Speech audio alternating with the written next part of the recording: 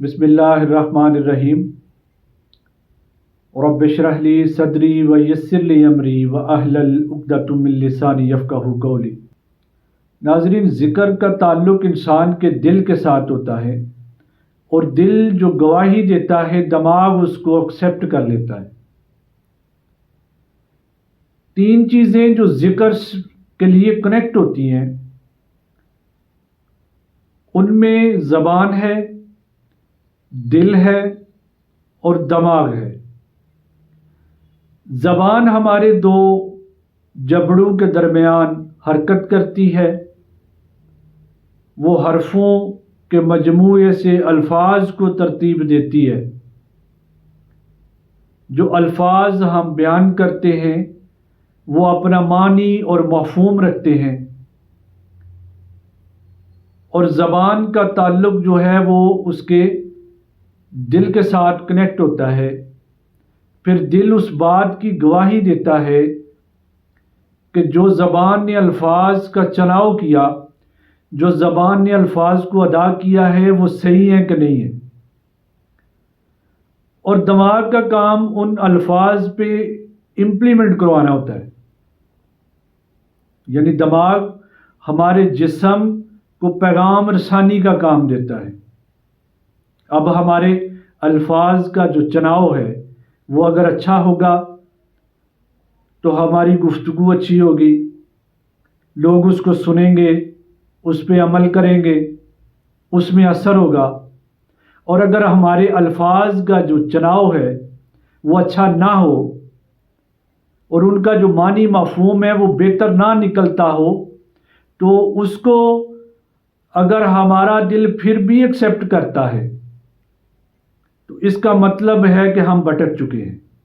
ہمارا دل جو ہے اس کا جو اپنا کام تھا اس سے وہ ہٹ چکا ہے۔ اسی طرح اگر زبان ہماری جو ہے وہ اچھے الفاظ بیان کرے گی، ہم اچھی گفتگو کریں گے، ہمارے الفاظ کا چناؤ اچھا ہوگا، تو پھر اس سے جو معاشرے پہ اس کا اثر پڑتا ہے، جو ہماری شخصیت پہ اس کا اثر پڑتا ہے، جو ہمارے دل و دماغ پہ اس کا اثر پڑتا ہے، وہ ہماری پوری باڈی کو تشکیل دیتا ہے۔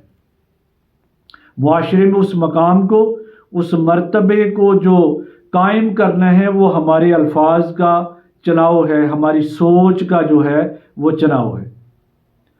تو اس لیے جب ہم غلط سوچتے ہیں، برا سوچتے ہیں، جب ہماری سوچیں جو ہیں وہ منتشر ہوتی ہیں، تو اس سے پھر ہمارے دماغ کے اندر جو ہے نا وہ خلل پیدا ہوتا ہے، اور وہ خلل جو ہے وہ پھر ہمیں ڈپریشن میں لے جاتا ہے۔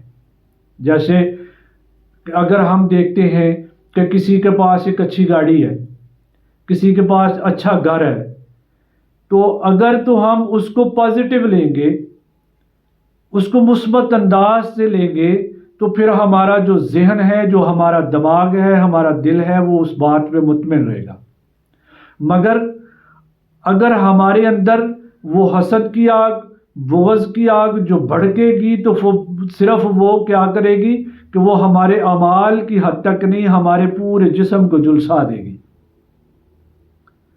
یعنی یہ جو تین چیزیں ہیں، زبان، دل اور دماغ، یہ تین ایسی چیزیں ہیں کہ جو ہماری زندگی میں ہمارے لیے گل و گلزار بھی بن سکتی ہیں، اور ہمارے لیے وہ کانٹوں کی سیج بھی بن سکتی ہیں، جو ہمارے لیے وبال جان بن سکتے ہیں۔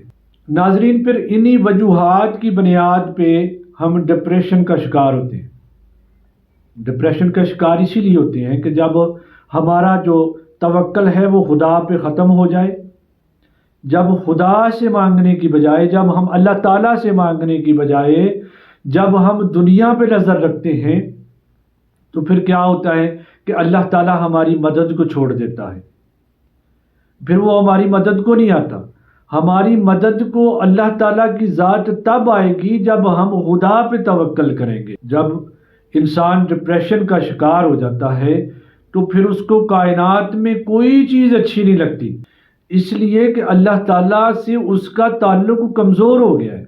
جب اللہ تعالیٰ سے اللہ کریم سے اس کا تعلق کمزور ہو گیا ہے، تو پھر کیا ہے کہ وہ کیا کرے گا، وہ ڈپریشن کا شکار ہو جائے گا۔ اور ڈپریشن اس قسم کی غلیظ بیماری ہے کہ جو انسان کو وہاں سے نکلنے کا راستہ تو نہیں دیتی، اور پھر وہ آہستہ آہستہ آہستہ آہستہ آہستہ اس کو ڈبو دیتی ہے، اسی غلاظت میں اس کو ڈبو دیتی ہے کہ جو غلاظت اس کے دماغ کے اندر اس نے بھر دی ہوئی ہے۔ تو جب تک ہمارا کنیکشن، ہم اللہ کے ساتھ کنیکٹ نہیں ہوں گے، اللہ کے ساتھ ہم اپنا تعلق جو ہے اس کو مضبوط نہیں کریں گے، اللہ تعالیٰ سے ہم رجوع نہیں کریں گے، تب ڈپریشن سے نکلنے کے لیے ہمارے پاس کوئی فارمولہ نہیں ہے۔ ڈاکٹر کے پاس جائیں گے، وہ میڈیسن دے گا، میڈیسن کیا کرے گی کہ وہ دماغ کے ان خلیات کو، اس حصے کو سلا دے گی کہ جو نیگیٹیوٹی سوچنے میں وہ شامل ہے، اس حصے کو وہ سلا دے گی، اور جب وہ حصہ اس غفلت سے بیدار ہوگا تو وہ اور شدت سے بھڑکے گا، اور اس کے اندر جو ہماری باڈی کا جو نقصان ہو چکا ہے، ہمارے دماغ کا جو نقصان ہو چکا ہے، وہ تو کوئی شے، کوئی اور متبادل اس کا ہے ہی نہیں ہے۔ تو صرف اس کا ایک ہی حل جو ہے وہ میرے اللہ تعالیٰ نے بیان فرمایا۔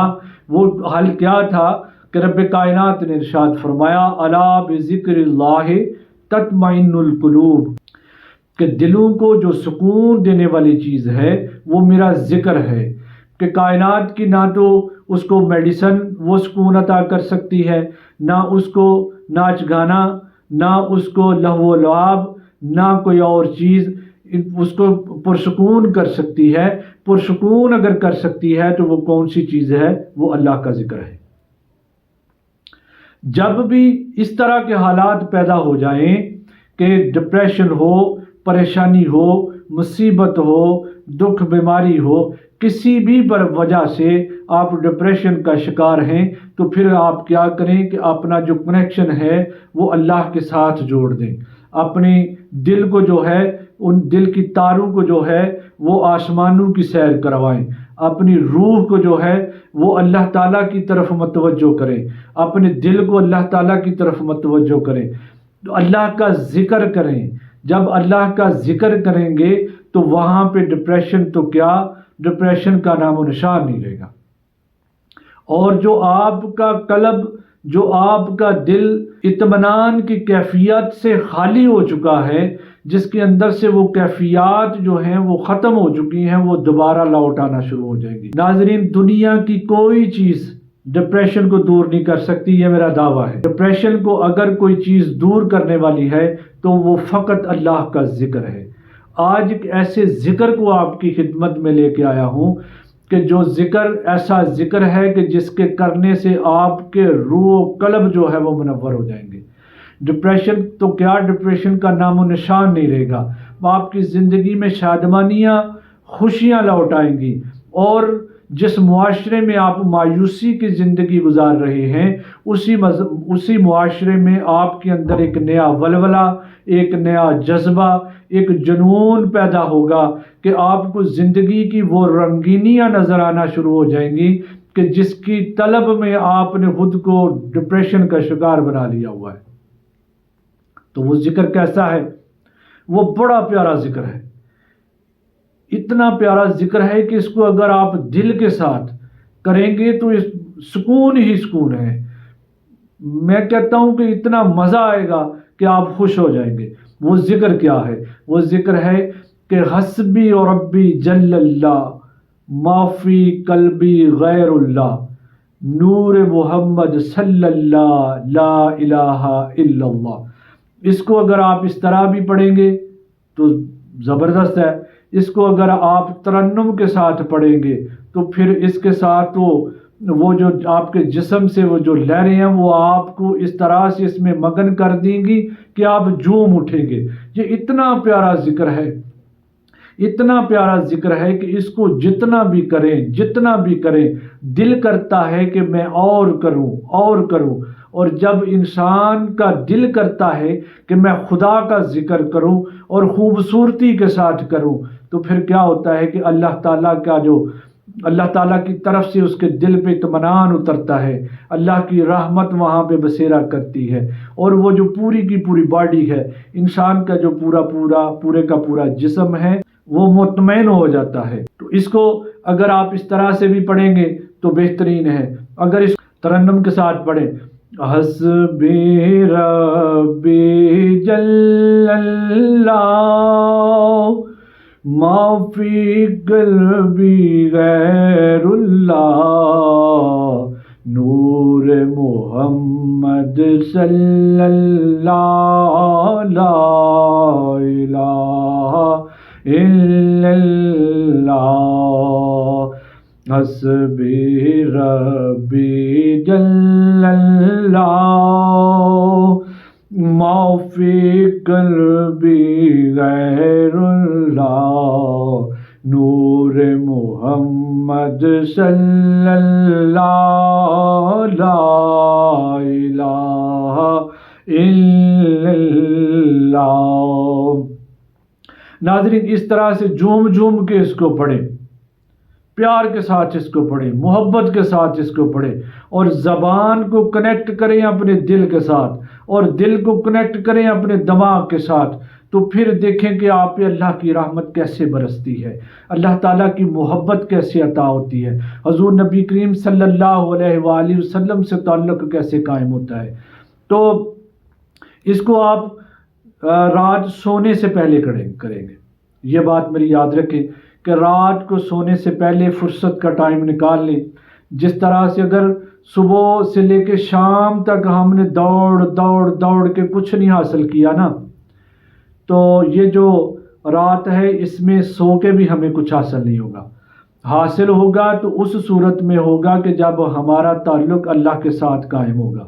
اللہ کے ساتھ تعلق قائم کرنے کے لیے آپ کو فرصت کے لمحات جو ہے وہ نکالنے پڑیں گے، آپ کو الگ سے بیٹھنا پڑے گا، تنہائی میں بیٹھنا پڑے گا، اور تنہائی میں بیٹھ کے اس ذات کے ساتھ جو ہے کنیکٹ ہونا پڑے گا۔ اس کو کرتے جائیں، اس کی کوئی تعداد نہیں ہے۔ آپ جب پڑھیں گے تو آپ کو مزہ آئے گا، جب مزہ آئے گا تو آپ کا دل چاہے گا کہ اگر میں نے 5 منٹ کیا ہے تو میں 10 منٹ کروں، میں 15 منٹ کروں، میں آدھا گھنٹہ کروں۔ اسی طرح یہ جو ذکر ہے یہ آپ کو اس طرح سے باندھ دے گا، اس طرح سے اللہ تعالیٰ سے آپ کی محبت کو قائم کرنے کا ذریعہ بنے گا کہ آپ اس کو مزید کریں گے اور پڑھیں گے، اور جب آپ کا دل چاہے گا کہ میں اس کو اور پڑھوں تو اس کا مطلب ہے کہ ہماری منظوری کا جو پروانہ ہے وہ ہمارے دل پہ اتر چکا ہے۔ تو جب اس کو ختم کریں تو پھر 3 دفعہ پورا کلمہ لا الہ الا اللہ محمد الرسول اللہ، لا الہ الا اللہ محمد الرسول اللہ، لا الہ الا اللہ محمد الرسول اللہ، اس طرح سے پڑھ کے تو جو اس کی جان ہے، جو اس کی روح ہے وہ ہے دعا۔ تو اس کے بعد آپ نے اللہ کی بارگاہ میں دعا کر لینی ہے کہ باری تعالیٰ میں نے تیرا ذکر کیا، تیرے محبوب کا ذکر کیا، مولا کریم تو اس کو قبول کر کے میری پریشانیوں کو دور کر دے۔ تو انشاءاللہ بفضل تعالیٰ اللہ تعالیٰ اپنا خصوصی فضل و کرم عطا فرمائیں گے۔ ناظرین، السلام علیکم ورحمۃ اللہ وبرکاتہ۔